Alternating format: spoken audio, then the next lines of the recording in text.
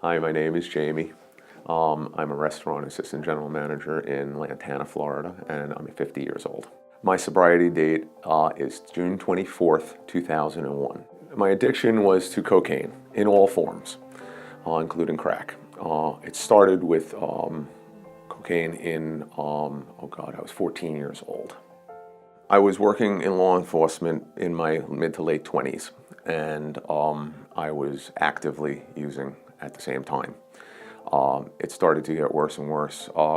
Pretty much as I was earning more and more money, realistically, I was able to afford to do crazier and crazier things, and being in the middle of an active addiction, I would.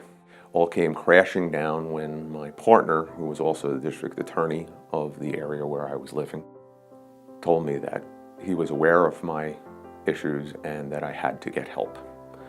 Instead of getting help, I moved to Florida, figuring that I can remain undercover, so to speak, and do what I want to do. Came down here to Florida and was arrested approximately a year later with crack cocaine in my possession. The court only had 3 options for treatment available at the time, and my mom, who did a lot of fighting to try to get me into treatment, had no resources to understand what the potential options were at that time.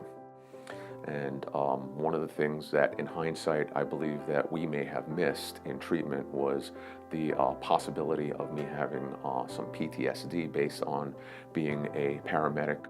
Some of the things that I basically dealt with on a daily basis were car accident victims and trauma, lots of trauma, bloody trauma. I was in rehab on September 11th, 2001, and being a former emergency medical technician for the state of New York. I had a lot of friends who perished in the attacks on the World Trade Center.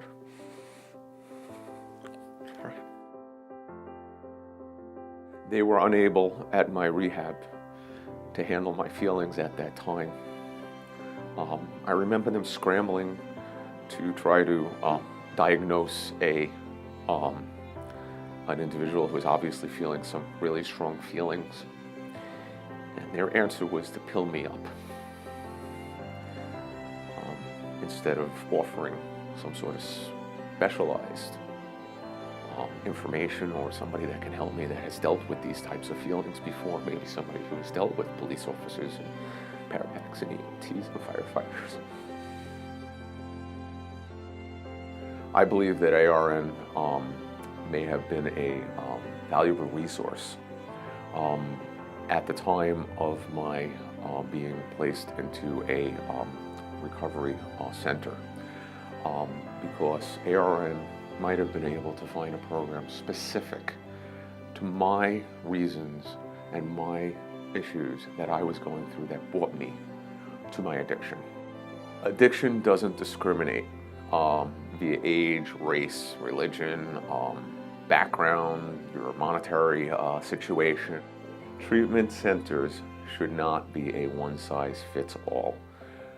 No one-size-fits addiction.